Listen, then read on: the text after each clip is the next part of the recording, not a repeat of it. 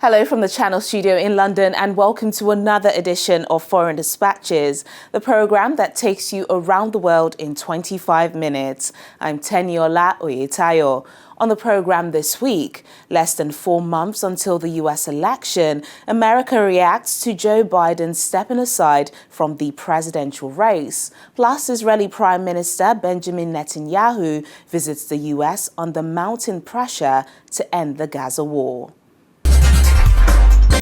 US President Joe Biden has heeded calls to withdraw his re-election bid, thrusting this year's already high-wire race for the White House into an uncertain territory. The decision, which sent ripples across the country and the world, came amid mounting pressure from Democrats.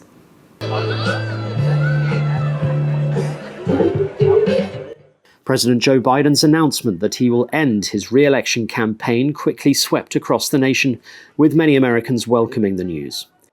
I think that it was a brave decision for him to step down, well, to pull himself out of the race. I think it was the correct one.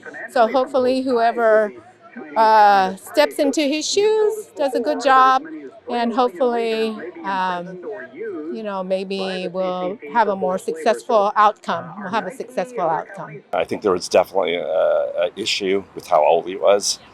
Yeah. And so I mean, after the debate, it just seemed like that was going to be a possibility. So I actually wasn't shocked. I thought it was coming. And I just hope the Democratic Party has a plan. Yeah, I mean, I think we should be having somebody younger running the country. So, yeah, I mean, I think I'm appreciative for what he did as the president, showing up for the people. But yeah, I think it was time for him to move on. I think he did it because he knows it's about that time. Maybe it's time to focus on his health and take care of him. Being a president, it requires a lot, and maybe he just knows it's time. I'm not very happy about it, but then again, neither one of them, to be honest, are any better than the other. I mean, I wish we had somebody that we really could vote for and really could be about the people. I was surprised, but I'm glad he did the right thing because he has done a great job for the last 4 years, but we think a better representative will be better to have a better chance against Donald Trump. I agree with the overall decision. I know it was hard for him, heartbreaking for him. I know he's been through a lot of trauma with his son, and I'm not sure the effect that it took on him mentally. So bad for him, but good for the party and for Democrats. I feel like the Biden that was running yesterday is not the Biden that we need to win today if you're a Democrat. Questions about Biden's fitness for a second term have escalated in recent weeks after a disastrous debate performance against former President Donald Trump. At 81, he is the oldest person ever to have occupied the Oval Office. He has now endorsed Vice President Kamala Harris to be the party's nominee, but there are mixed opinions on Harris as a possible president. In a lot of ways, I think it's a good thing because I don't think he's competent, and I think he's shown that. What I don't like about it is who's going to supersede him. Kamala Harris? Not a fan. Not a fan. I don't like where she stands, where she comes from. A couple of things she says is okay, but I think it's more to appease the crowd than anything. I would pick Kamala Harris, definitely. Just because it's something different. The country, we still have not had a woman president yet. So what better opportunity now for that change to happen in this day and age? And plus, representing, African-American, being a woman, I'm all for it. I think she can do a good job. I hope people will vote for a female. Didn't seem like they voted good for Clinton, but I hope they will vote for her. I hope people will change. This is the day and age it should be, because women can do just as good a job as a man.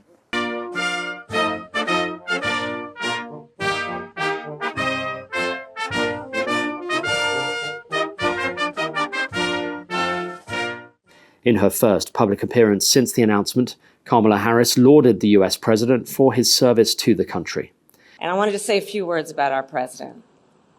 Joe Biden's legacy of accomplishment over the past 3 years is unmatched in modern history. In one term, he has already, yes, you may clap.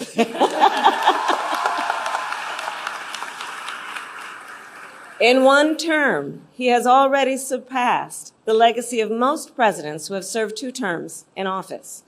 And I first came to know President Biden through his son, Beau. We worked together as attorneys general in our states. And back then, Beau would often tell me stories about his dad. He would talk about the kind of father and the kind of man that Joe Biden is. The qualities that Beau revered in his father are the same qualities that I have seen every day in our president. His honesty, his integrity, his commitment to his faith and his family, his big heart, and his love, deep love of our country. And I am firsthand witness that every day our President Joe Biden fights for the American people, and we are deeply, deeply grateful for his service to our nation.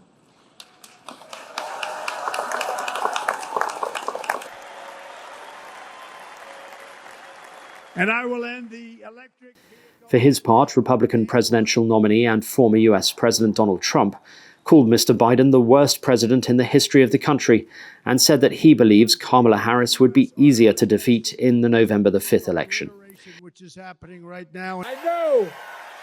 I know right from wrong. Joe Biden is the first sitting president to give up his party's nomination for re-election since President Lyndon Johnson in 1968. And it leaves his replacement with less than 4 months to wage a campaign.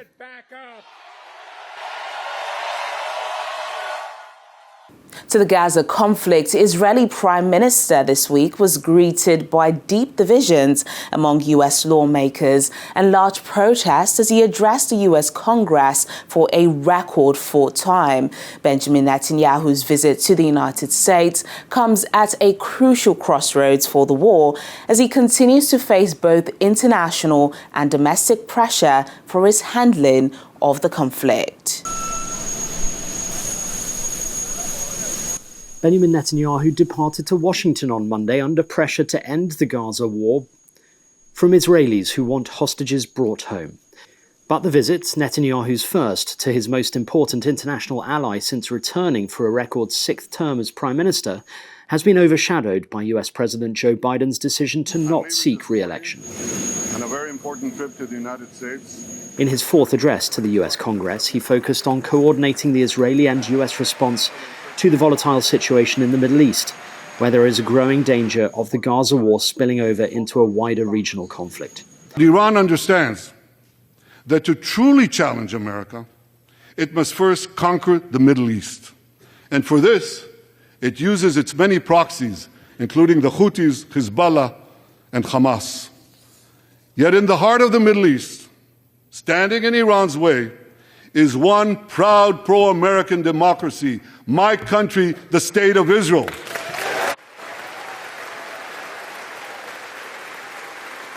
So when Israel fights Hamas, we're fighting Iran.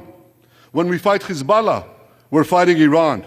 When we fight the Houthis, we're fighting Iran. And when we fight Iran, we're fighting the most radical and murderous enemy of the United States of America.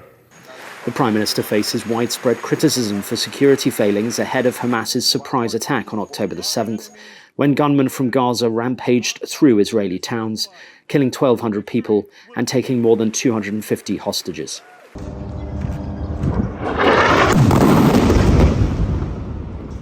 Israel's devastating retaliation has killed more than 39 Palestinians, according to the Gazan health officials, and reduced much of the densely populated enclave to rubble. Still, more than 100 Israelis are believed to be held captive in Gaza. My reaction is it has been 281 days that my brother is a hostage in Gaza.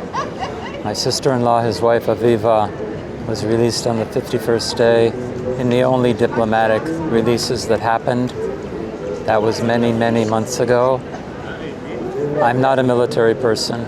I know we need to fight. But I know that my brother will not come home while we're still fighting. The war needs to stop. We know how to do that. If it's taking a break or if it's permanent, We know how to do that. Our Prime Minister knows how to do that. Our Army knows how to do that.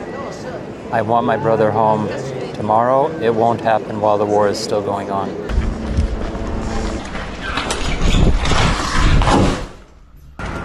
Hopes that a proposed ceasefire agreement outlined by US President Joe Biden might bring an end to the fighting and a return of hostages have dwindled as Israeli and Hamas negotiations mediated by Egypt and Qatar drag on.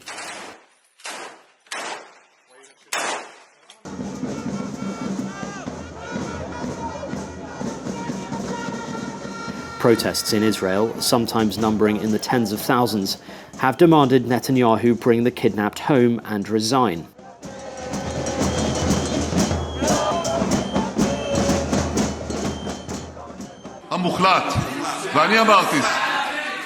And before departing for the United States, Prime Minister Netanyahu faced heated opposition in the Knesset from opposition lawmakers.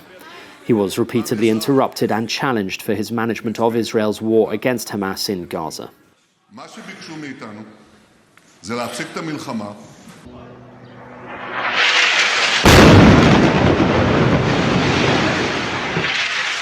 Meanwhile, Israel has continued to ramp up its offensive in the Gaza Strip.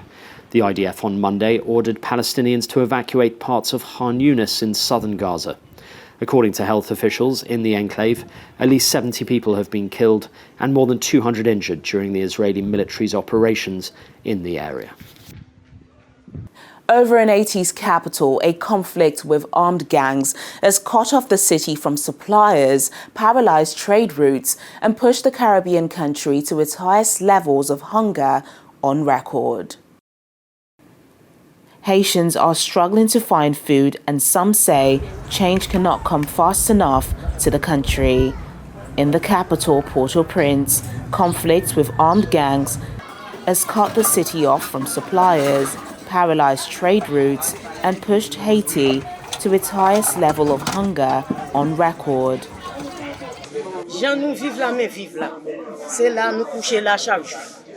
This is the way we live, sitting here every day.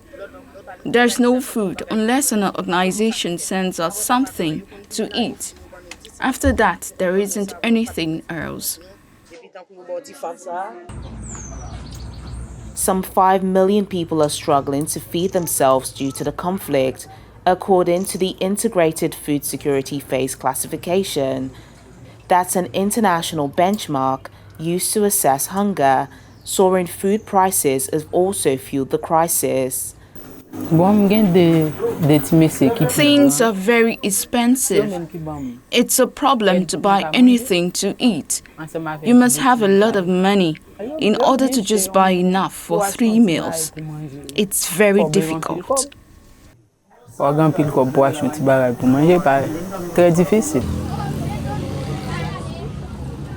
Unable to work, families are depending on food rations and hygiene kits brought in by NGOs. The World Food Programme is a major meal supplier, but with armed groups holding sway over some routes, its Haiti director says transporting that food can be tricky. And the main land routes to Port-au-Prince, linking the hinterland to Port-au-Prince, are under the influence of armed groups. So you can try to travel, but it's dangerous. So this has made sourcing the food we use for our programs quite complicated. What we've done in response is shorten our supply chain. So outside Port-au-Prince, we try to do as much as we can with local farmers. Like I said, we work with 170 farmer organizations with 20,000 members to supply the food we use for our programs, and that's been very successful. Haiti's last president was assassinated in 2021. Since then, armed gangs have expanded their powers and influence. In June, the first wave of a long-delayed United Nations-backed force of mostly African troops arrived in Haiti to bolster security services, and Kenyan police have begun patrolling the capital. Residents are cautiously optimistic, although it's unclear when the bulk of the force will arrive. Where Foreign Dispatches returns in just a moment, we meet Kanya, an inspiring skateboarder born without legs. More details in a moment. Please stay with us. Thanks for staying with us on the program. Palestinians have faced one crisis after another since the conflict erupted between Israel and militant group Hamas in October. The ongoing bombardment of the Gaza Strip has created a dire water and sanitation crisis for children and their families, with access to safe water and even soap limited.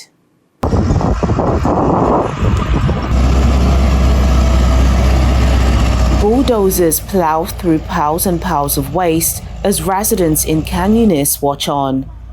This worsening sanitation crisis is increasing the risk of disease spreading and deepening the misery of those living through the war raging in Gaza.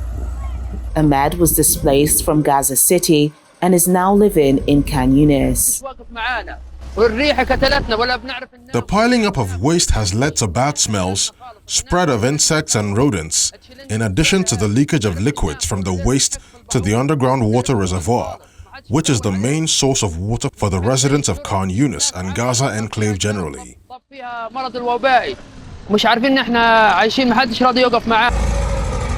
The waste-lined streets, which have been reduced to rubble during the conflict between Israel and Palestinian militant group Hamas. Since October, Palestinians have faced Israeli strikes, shelling, and ground offensives. They are also crippled by shortages of water, food, fuel, medicine, and a lack of functioning hospitals. As pools of untreated sewage and heaps of uncollected waste grow, families are struggling to keep their children safe and healthy in increasingly unbearable conditions. We suffer from lack of cleaning supplies.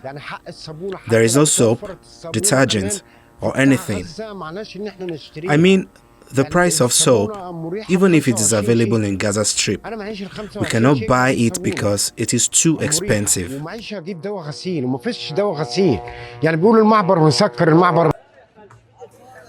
According to the World Health Organization, there's a high risk of the polio virus spreading across the Gaza Strip and beyond its borders due to the dire health and sanitation situation. I'm extremely worried about outbreak happening in Gaza, and this is not only polio. There are different outbreaks of the communicable diseases that may happen in Gaza. We had hepatitis A confirmed last year, and now we may have a polio. So with the crippled health system, lack of water and sanitation, as well as lack of access of population to the health services, specifically primary healthcare services.